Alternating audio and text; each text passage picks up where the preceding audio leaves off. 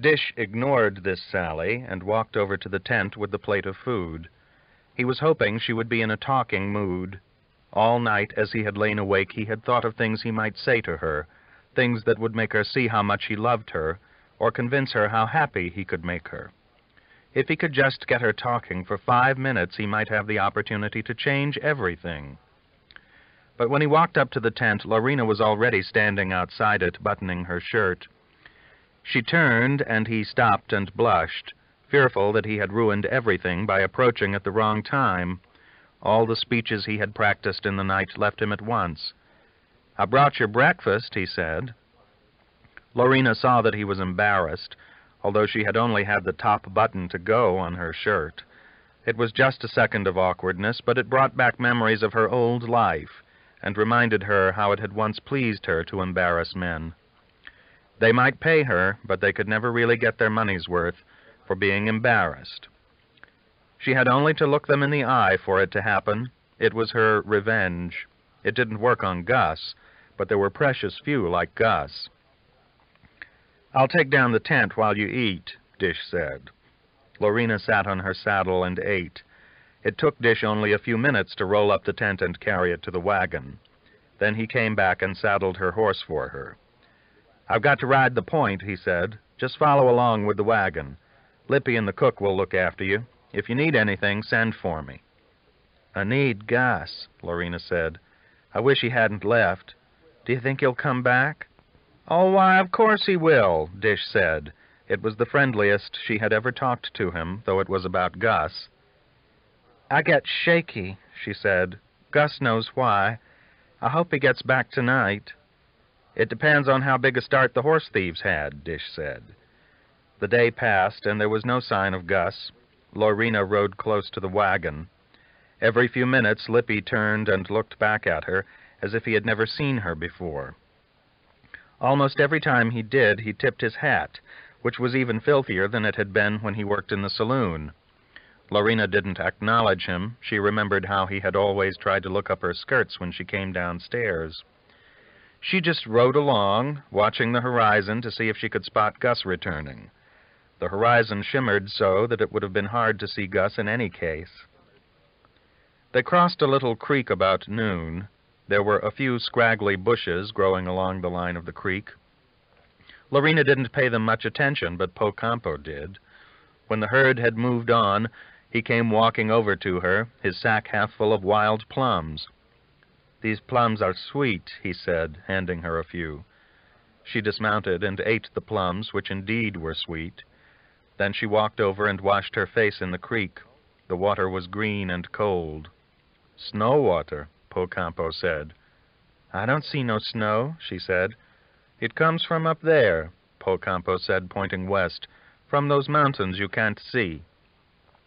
Lorena looked, but could only see the brown plain.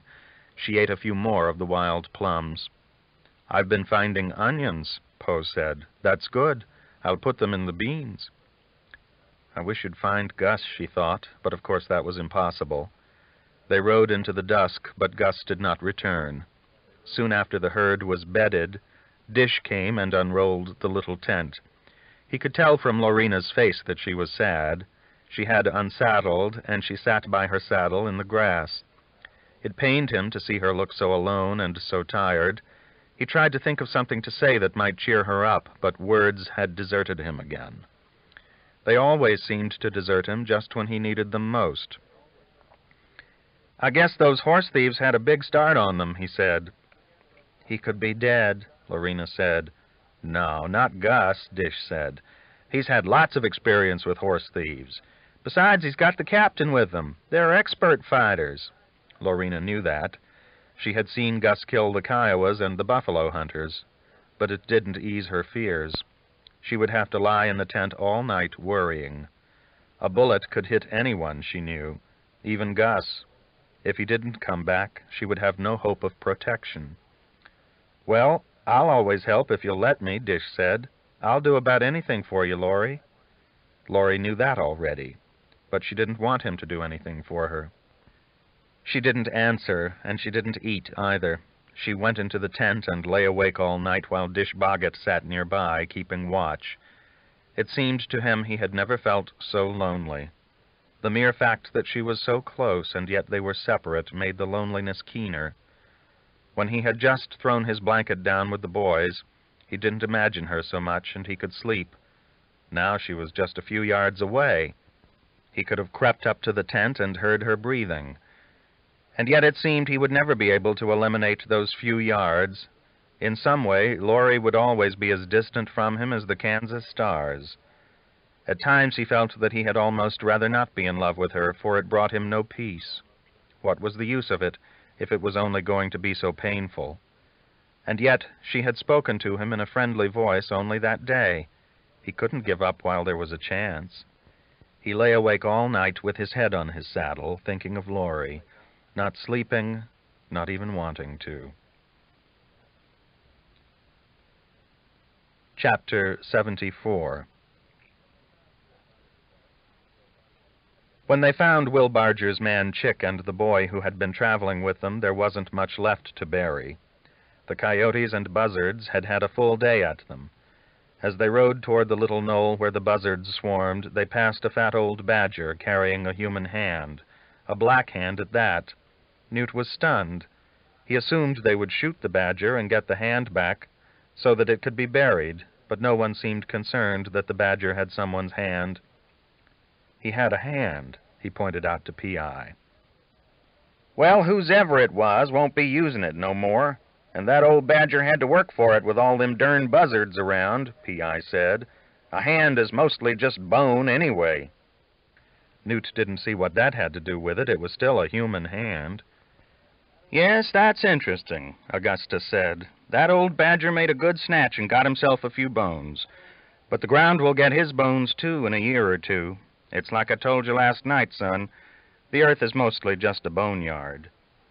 But pretty in the sunlight, he added.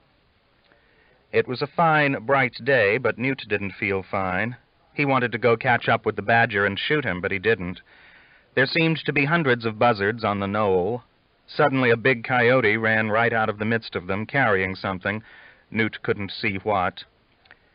I guess the buzzards outnumber the coyotes in these parts, Augustus said. Usually the buzzards have to wait until they get through. When they rode up on the knoll, the smell hit them. A few of the buzzards flew off, but many stood their ground defiantly, even continuing to feed. Captain Call drew rein, but Augustus rode up to them and shot two with his pistol. The rest reluctantly flew off. You like to eat? See how you like being eaten, he said to the dead buzzards. There's that bad black man. Will Barger did get him. The smell suddenly got to Newt. He dismounted and was sick. P.I. dug a shallow grave with a little shovel they had brought. They rolled the remains in the grave and covered them, while the buzzards watched. Many stood on the prairie like a black army, while others circled in the sky. Dietz went off to study the thieves' tracks. Newt had vomited so hard that he felt light-headed, but even so he noticed that Dietz didn't look happy when he returned. How many are we up against? Call asked. 4, Dietz said. Just 4. Hell, there's 5 of us, Augustus said. There's less than 1 apiece of the horse thieves, so what are you so down about? Dietz pointed to a horse track. Mr. Jake is with them, he said. That's his track. They all looked at the track for a moment. Well, they're horse thieves and murderers, Augustus reminded them. They could have stolen Jake's horse. They could have even murdered him for it. Dietz was silent. They could speculate all they wanted. He knew. A different man would have resulted in a different track. Mr. Jake tended to ride slightly sideways in the saddle, which the track showed. It was not just his horse. It was him. The news hit Call hard. He had stopped expecting anything of Jake Spoon, and had supposed they would travel different routes for the rest of their lives. Jake would gamble and whore, he always had. No one expected any better of him, but no one had expected any worse either. Jake hadn't the nerve to lead a criminal life in Call's estimation, but there was his track beside the tracks of 3 killers. Well, I hope you're wrong, he said to Dietz. Dietz was silent. So for once was Augustus. If Jake was with the killers, then there was no hope for him. I wish he'd had the sense to stay with Laurie, Augustus said. She might have aggravated him some, but she wouldn't have led him to this. It's his dern laziness, Call said. Jake just kinda drifts. Any wind can blow him. He touched the mare and rode on. He didn't need Dietz in order to follow the tracks of nearly 30 horses. He put the mare into a slow lope, a gait she could hold all day if necessary. Newt rode beside P.I., who appeared to be solemn, too. "Do you think it's Jake?" Newt asked. "I can't read a dern track," P.I. said. "Never could. But Dietz can read 'em easier than I could read a newspaper. I guess it's Jake. It'd be a pity if it's us that has to hang him," he added a little later. "We couldn't," Newt said, startled. It had not dawned on him that Jake could have put himself in that bad a position. P.I. looked at him, an unhappy expression on his face. It was unusual for P to change expressions. Usually he just looked puzzled. "The captain would hang you if he caught you with a stolen horse," P.I. said. "So would Gus." A few hours later they came upon the dead settlers, still hanging, shreds of charred clothes clinging to their bodies. A coyote was tugging at the foot of one of them, trying to pull the body down. It ran when the party approached. Newt wanted to be sick again, but had nothing in his stomach. He had never expected to see anything more awful than the buzzard-torn bodies they had buried that morning.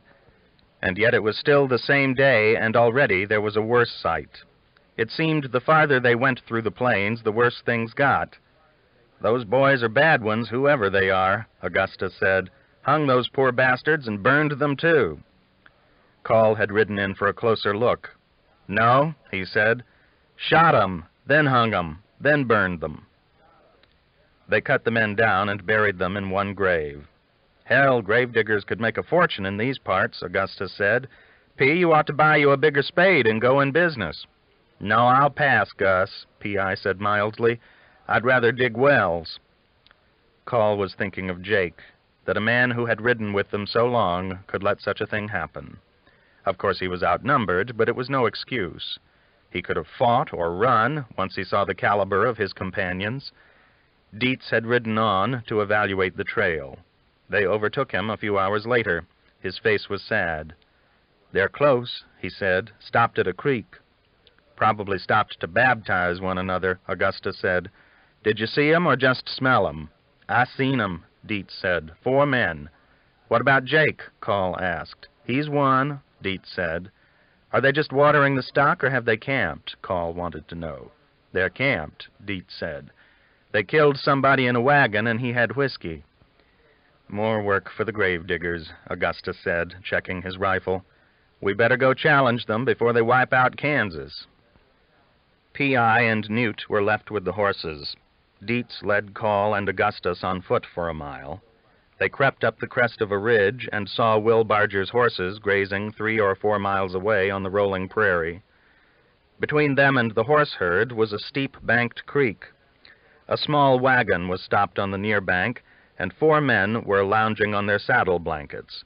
One of the men was Jake Spoon. The corpse of the man who had been driving the wagon lay some 50 yards away. The men on the blankets were amusing themselves by shooting their pistols at the buzzards that attempted to approach the corpse. One man, annoyed at missing with his pistol, picked up a rifle and knocked over a buzzard. "They're cocky, I'd say," Call said. "They don't even have a guard." "Well, they've killed the whole population of this part of the country except us, and we're just wandering through," Augustus said. "Let's wait a while," Call said. "When they're good and drunk, we'll come along the creek bed and surprise 'em." Augustus watched for a few minutes. "I hope Jake makes a fight," he said. "He can't fight, and you know it," Call said. "The point is, I'd rather shoot him than hang him," Augustus said. "I wouldn't relish hanging him," Call said, "but there he is." He walked back and explained the situation to P.I. and Newt. There was nothing they need do, except bring the horses fast when they heard shooting. "Jake with them?" P.I. asked. "He's there," Call said. "It's a bad situation, but he put himself in it." They waited until late afternoon, when the sun was angling down toward the horizon. Then, walking a wide circle to the east, they struck the creek a mile below, where the men were camped, and walked quietly up the creek bed. The banks were high and made a perfect shelter. They saw 3 horses watering at the creek, and Call feared the animals would give them away, but the horses were not alarmed. Soon they heard the faint talk of the men. They were still lounging on their saddle blankets. Call, in the lead, crept a little closer. "Let's stay the night," he heard a man say. "I'm too full of liquor to be chousing horses in the dark." "It'll sober you up," another voice said. "It's cooler traveling at night." "Why travel?" the first man said. "Some more wagons might come along and we could rob 'em. It's easier than banks."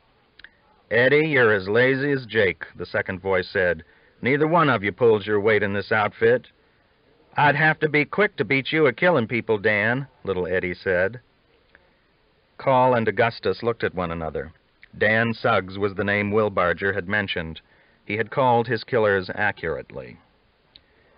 Jake was lying on his saddle blanket, feeling drunk and depressed. Dan Suggs had shot the old man driving the wagon at 100 yards distance without even speaking to him.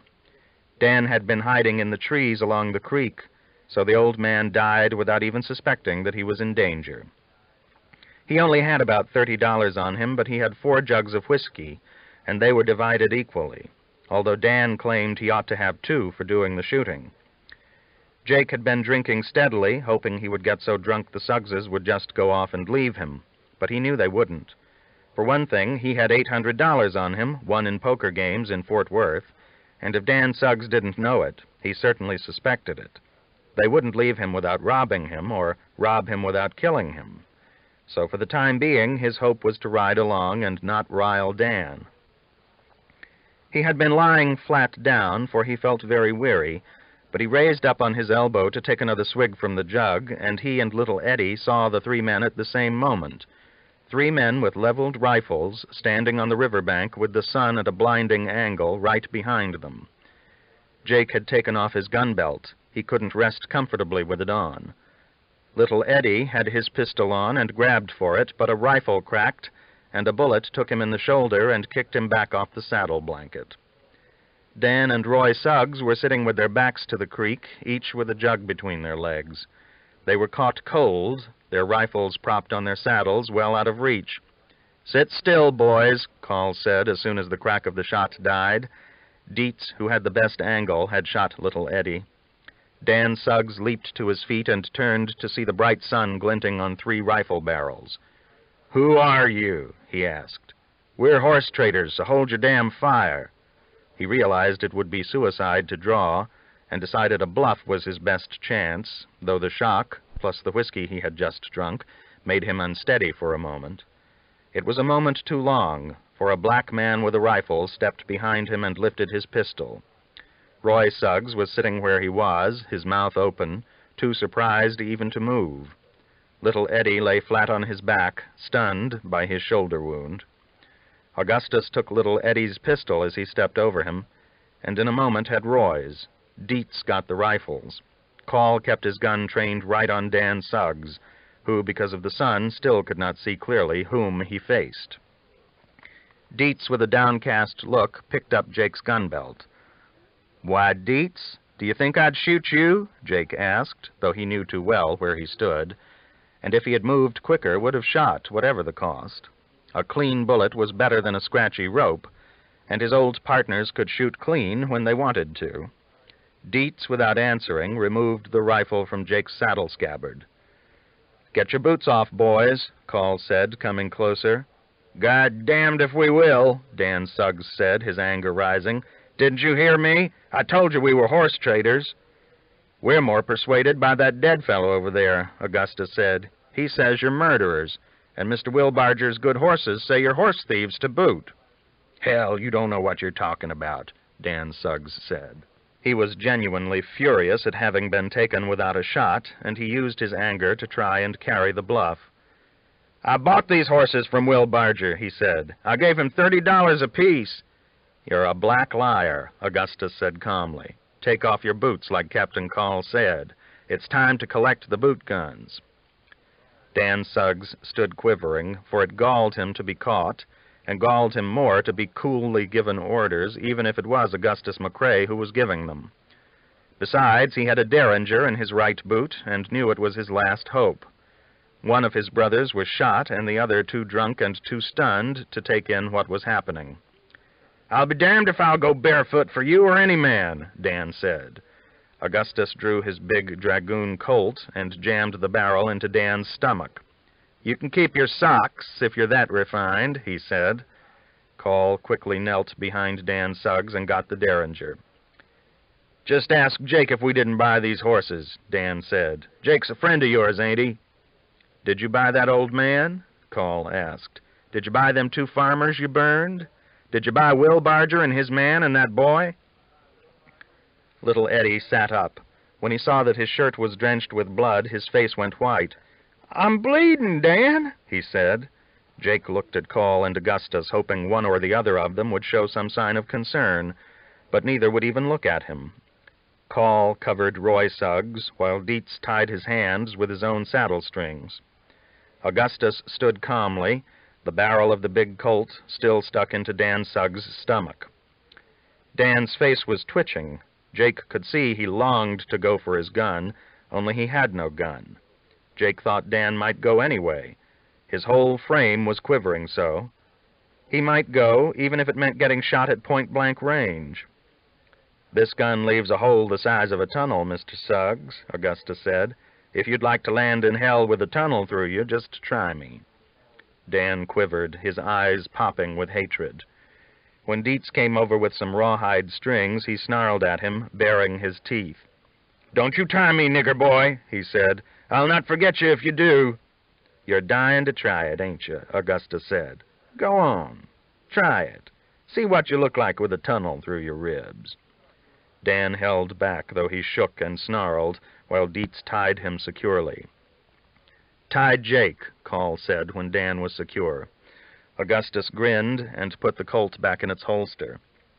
"I guess you ain't as hard as you talk, Mr. Suggs," he said. "You sneaking son of a bitch, who do you think you are?" Dan said. "Dietz don't need to tie me," Jake said. For a moment his spirits rose just from the sound of Gus's voice. It was Call and Gus, his old compañeros. It was just a matter of making them realize what an accident it had been, him riding with the Suggs. It was just that they had happened by the saloon just as he was deciding to leave. If he could just get his head clear of the whiskey, he could soon explain it all. Little Eddie could not believe that he was shot, and his brother Dan tied up. He was white and trembling. He looked at Dan in disbelief. "You said there wasn't a man in Kansas that could take you, Dan," Eddie said. "Why didn't you fight?" Augustus went over and knelt by little Eddie, tearing his shirt so he could look at the wound. "You oughtn't to listen to your big brother, son," he said. "He was plumb easy to catch. This is just a flesh wound. The bullet went right through." Call went over to Jake. Dietz seemed hesitant to tie him, but Call nodded and covered Jake with his rifle, while Dietz tied his hands. As he was doing it, P.I. and Newt came over the hill with the horses. "Call, he don't need to tie me," Jake said. "I ain't done nothing. I just fell in with these boys to get through the territory. I was aiming to leave them first chance I got." Call saw that Jake was so drunk he could barely sit up. "You should have made a chance a little sooner, Jake," Augustus said. "A man that will go along with 6 killings is making his escape a little slow." "I had to wait for a chance, Gus," Jake said. "You can't just trot off from Dan Suggs." "You shut your damn mouth, Spoon," Dan Suggs said. "These friends of yours are no more than rank outlaws. I don't see no badges on them. They got their damn gall taking us to jail." P.I. and Newt stopped and dismounted. Newt saw that Jake was tied, like the rest. "Saddle these men's horses," Call said to the boy. Then he walked off toward the nearest trees. "Where's he going?" Roy Suggs asked, finding his voice at last. "Gone to pick a tree to hang you from, son," Augustus said mildly. He turned to Dan Suggs, who looked at him with his teeth bared in a snarl. "I don't know what makes you think we'd tote you all the way to a jail," Gus said. "I tell you, we bought them horses," Dan said. "I'll drop your bluff," Augustus said. "I buried Will Barger myself, not to mention his 2 cowboys. We buried them farmers, and we'll bury that body over there. I imagine it's all your doings, too." Your brothers don't look so rough, and Jake ain't normally a killer." Augustus looked at Jake, who was still sitting down. "What's the story on that one, Jake?" he asked. "Well, I merely said hello to a girl," Jake said. "I didn't know she was anybody's wife, and the old bastard knocked me down with a shotgun. He was going to do worse, too. It was only self-defense. No jury will hang you for self-defense." Augustus was silent. Jake got to his feet awkwardly, for his hands were tied behind him. He looked at P.I., who was standing quietly with Dietz. "P, you know me," Jake said. "You know I ain't no killer. Old Dietz knows it, too. You boys wouldn't want to hang a friend, I hope." "I've done a many thing I didn't want to do, Jake," P.I. said. Jake walked over to Augustus. "I ain't no criminal, Gus," he said. "Dan's the only one that done anything. He shot that old man over there, and he killed them farmers. He shot Will Barger and his men. Me and the other boys have killed nobody." "We'll hang him for the killings, and the rest of you for the horse theft, then," Augustus said. "Out in these parts, the punishment's the same, as you well know." "Ride with an outlaw, die with him," he added. "I admit it's a harsh code, but you rode on the other side long enough to know how it works. I'm sorry you crossed the line, though." Jake's momentary optimism had passed, and he felt tired and despairing. He would have liked a good bed in a whorehouse and a nice night's sleep. "I never seen no line, Gus," he said. "I was just trying to get to Kansas without getting scalped." Newt had saddled the men's horses. Call came back and took the ropes off the 4 saddles. "We're lucky to have caught 'em by the trees," he said. Newt felt numb from all that he had seen. "Have we got to hang Jake, too?" he asked. "He was my ma's friend." Call was surprised by the remark. Newt was surprised, too. It had just popped out. He remembered how jolly Jake had been then. It was mainly on Jake's visits that he had heard his mother laugh. It puzzled him how the years could have moved so to bring them from such happy times to the moment at hand. "Yes, he's guilty with the rest of them," Call said. "Any judge would hang him." He walked on, and Newt put his cheek for a moment against the warm neck of the horse he had just saddled. The warmth made him want to cry. His mother had been warm, too, in the years when they first knew Jake, but he couldn't bring any of it back, and Jake was standing not 20 yards away, weaving from drink, his hands tied, sad-looking. Newt choked back his feelings and led the horses over. The men had to be helped onto the horses because of the way their hands were tied. Little Eddie had lost a lot of blood and was so weak he could barely keep his seat. "I'll lead yours, Jake," Newt said, hoping Jake would realize he meant it as a friendly gesture. Jake had several days' stubble on his face and looked dirty and tired. His eyes had a dull look in them, as if he merely wanted to go to sleep. Call took the rein of Dan Suggs' horse, just in case Dan tried something, though there was little he could try. Augustus walked behind, and P.I. led the other 2 horses. Dietz went ahead to fix the nooses. He was good with knots. "Dan, ain't you going to fight?" little Eddie kept asking. He had never seen his brother tied up and could not quite believe it. That Dan had been outsmarted and taken without a battle shocked him more than the fact that he himself was about to be hung. "Shut up, you damn whining pup," Dan said. "If you'd been standing guard, this wouldn't have happened." "You never told him to," Roy Suggs said. He, too, was in a daze, the result of shock and whiskey, but it annoyed him that Dan would try to put the blame on little Eddie. "Well, do I have to do everything?" Dan said. He was watching, hoping to get Call to relax a minute. He meant to kick the horse and try to run over him. It might startle everyone long enough that he could jump the horse down into the creek bed, where he would be hard to hit. He had said what he had, merely to distract the crowd, but it didn't work. Call kept the horse under tight control, and in no time they came to the tree with the 4 dangling nooses. It took a while for Dietz to fix the knots to his satisfaction. The twilight began to deepen into dusk. Jake tried to get his mind to work, but it wouldn't snap to. He had the feeling that there ought to be something he could say that would move Call or Gus on his behalf. It made him proud that the 2 of them had caught Dan Suggs so easily, although it had brought him to a hard fix. Still, it cut Dan Suggs down to size. Jake tried to think back over his years of rangering, to try and think of a debt he could call in, or a memory that might move the boys. But his brain seemed to be asleep. He could think of nothing. The only one who seemed to care was the boy Newt, Maggie's boy, Jake remembered. She had fat legs, but she was always friendly, Maggie. Of all the horrors he had known, she was the easiest to get along with. The thought crossed his mind that he ought to have married her and not gone rambling. If he had, he wouldn't be in such a fix. But he felt little fear, just an overpowering fatigue.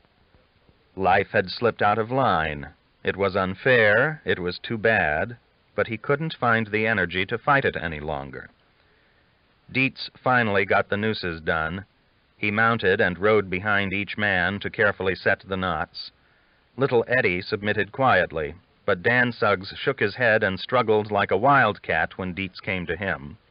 "Nigger boy, don't you get near me," he said. "I won't be hung by no black nigger." Call and Augustus had to grab his arms and hold him steady. Dan dug his chin into his chest so that Dietz had to grab his hair and pull his head back to get the rope around his neck. "You're a fool, Suggs," Augustus said. "You don't appreciate a professional when you see one. Men Dietz hangs don't have to dance on the rope like some I've seen." "You're yellow bellies, both of you, or you would have fought me fair," Dan Suggs said, glaring down at him. "I'll fight you yet, bare-handed, if you'll just let me down. I'll fight the both of you right now, and this nigger boy, too." "You'd do better to say goodbye to your brothers," Call said. "I expect you got them into this." "They're not worth a red piss, and neither are you," Dan said. "I'll say this for you, Suggs. You're the kind of son of a bitch it's a pleasure to hang," Augustus said.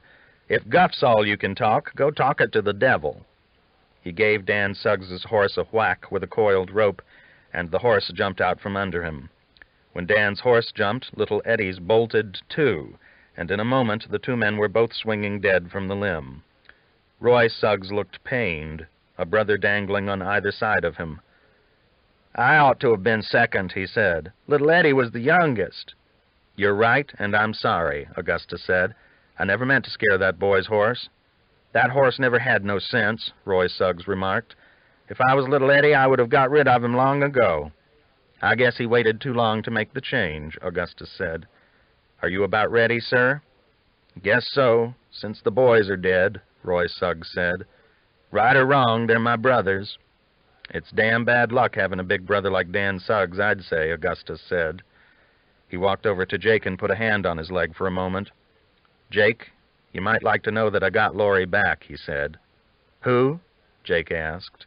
He felt very dull, and for a second the name meant nothing to him. Then he remembered the young blonde whore who had been so much trouble. She had put him off several times. "Why, Laurie, have you had so many beauties that you've forgotten?" Augustus said. "That damn outlaw took her away." To Jake it seemed as remote as his rangering days. He could barely get his mind back to it. Call walked over. Now that they were about it, he felt a keen sorrow. Jake had ridden the river with them and been the life of the camp once, not the steadiest boy in the troop, but lively and friendly to a fault. "Well, it'll soon be dark," he said. "I'm sorry it's us, Jake. I wish it had fallen to somebody else." Jake grinned. Something in the way Call said it amused him, and for a second he regained a bit of his old dash. "Hell, don't worry about it, boys," he said. "I'd a damn sight rather be hung by my friends than by a bunch of strangers. The thing is, I never meant no harm," he added. "I didn't know they was such a gun outfit." He looked down at P.I. and Dietz and at the boy. Everyone was silent, even Gus, who held the coiled rope. They were all looking at him, but it seemed no one could speak. For a moment, Jake felt good. He was back with his old compañeros, at least, those boys who had haunted his dreams. Straying off from them had been his worst mistake. "Well, adios, boys," he said. "I hope you won't hold it against me." He waited a moment, but Augustus seemed dumbstruck, holding the rope. Jake looked down again and saw the glint of tears in the boy's eyes. Little Newt cared for him, at least.